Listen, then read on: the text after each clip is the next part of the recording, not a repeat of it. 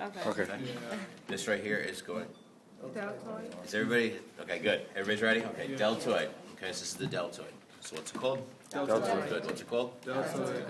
Take the deltoid off. We look right here for the spine of the scapula. Above the spine of the scapula is going to be called the supraspinatus, okay? Below the spine of the scapula is going to be the infraspinatus. We also find this large muscle right here. This is at the inferior portion of the scapula. That is going to be teres major. Above teres major, we have teres minor. And again, above teres minor is going to be infraspinatus. If we look on the opposite side of the scapula, we can see right here, this is also teres major. We say that this right here is going to be subscapularis. I ask you guys to just not, because we are videotaping, just let me go through it, okay? If you have any questions afterward, please don't hesitate to ask. So again, teres major, and this right here is going to be subscapularis. Right here, this is going to be the pectoralis major. It's attached to the clavicle right here. So again, this is going to be the pectoralis major. This is going to be teres major, and this is going to be the subscapularis. This right here is going to be the biceps brachii. Okay? Some people have to know the head, some people don't. This again is biceps brachii. On this side, this is going to be the short head of biceps brachii. The one over here is going to be the long head of biceps brachii. So again, long head of biceps brachii and short head of biceps brachii. The sticker goes here, you write biceps brachii. If you put the sticker here, you're going to write the short head of biceps brachii. The sticker goes here, you're going to say what? Long head of biceps brachii. Good. This right here on the medial side, attached to the coracoid process, is going to be the coracobrachialis. Remember, it's on the medial side of the arm. It's on the inside. So coracobrachialis. And on this model, you really can only see the brachialis from the lateral side. How do I know what's the lateral side? I look for the shoulder right here. This is where the shoulder is, right? So this is going to be the brachialis, biceps brachii, and then on the medial side is coracobrachialis. If I flip it to the other side, watch your hand, Dakota. 1, 2, 3. Okay, these are the triceps muscles. 1, 2, 3. I know that this is the lateral side because this is where the shoulder would be, right?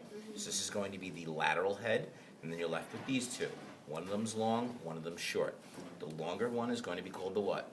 Long head, and the shorter one is going to be called the medial head. Okay, so medial head of triceps brachii. This is going to be the long head of triceps brachii, and this is going to be the lateral head of triceps brachii. Okay? Now we go down to the lower arm. First, we're going to be looking at this right here. This is going to be pronator teres. So we see pronator teres. Next, we have the flexor carpi radialis. So again, pronator teres, flexor carpi radialis. Next, we have the palmaris longus. So this is palmaris longus. So again, pronator teres, flexor carpi radialis, palmaris longus. And then next right here is going to be flexor carpi ulnaris. Okay? Flexor carpi ulnaris. If we look superficial on the back, actually I want to go to this side over here. This right here, just opposite pronator teres on the anterior side. You always want to remember where the palm is, okay? Because the palm is going to tell you where anterior is. It's also going to tell you that all these muscles are what? Flexors, right? So this right here is going to be brachioradialis. So pronator teres, this is going to be brachioradialis. That should be your landmark. Then as we move to the back of the arm, they should all generally be what? Extensors. This right here is going to be extensor because it causes extension, carpi because it goes toward the carpals, and radialis because it's on the thumb side, which is going to be the radius out here. So extensor carpi radialis. This is extensor carpi radialis longus because it's long. This one's extensor carpi radialis brevis because it's short or brief. Now we go to this one. This is going to be called extensor digitorum because the tendons go to the what? Digits. Digits of the fingers, so extensor digitorum. Next, this smaller one, which not all of you have to know, is going to go right down there to the little guy, to the little digit, to the little finger, and that's called extensor digiti minimi. Then we go to this one right here, and this is going to be extensor, because it's on the extensor side, carpi, because the tendon ends right there. You can see the tendon ends right there, extensor carpi, and it's on the pinky side, so that's the ulnar side, so we call it extensor carpi ulnaris.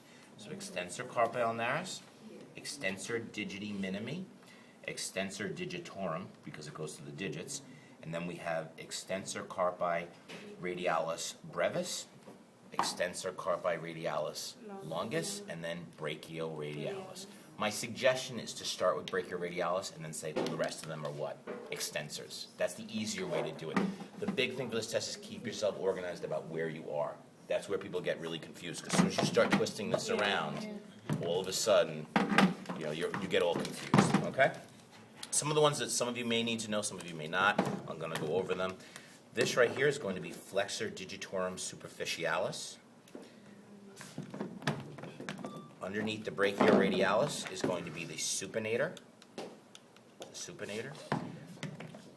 Deep to the flexor digitorum superficialis is going to be flexor pollicis longus.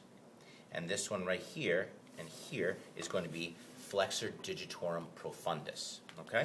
So flexor digitorum superficialis, flexor digitorum profundus, flexor pollicis longus, because pollicis is going to be on the thumb side, and then supinator.